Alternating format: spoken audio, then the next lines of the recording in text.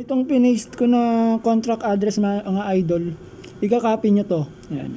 Tapos, punta kayo sa OKX, no? Same lang din sa lahat ng wallet, kung anong gamit yung wallet. Ayan, no? So, pupunta tayo sa OKX, tapos click natin yung wallet.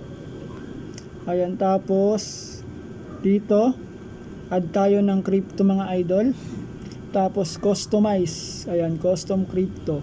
Dito lalagay natin dito is BNB Smart Chain, no? Ayan, sa BNB kasi sila mga idol. So contract address, ayan, paste natin yan, symbol nila, ayan, direct na yan. So confirm natin. So andun na siya idol, no?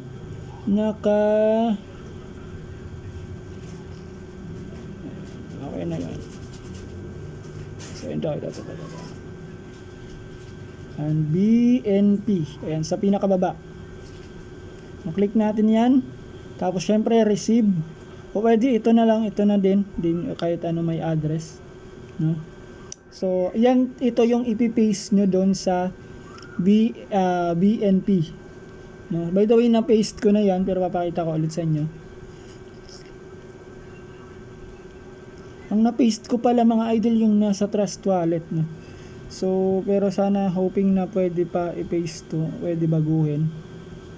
Try natin. Pag hindi na pwede, ayan, wallet address already saved. So ayan, okay na siya mga idol, no?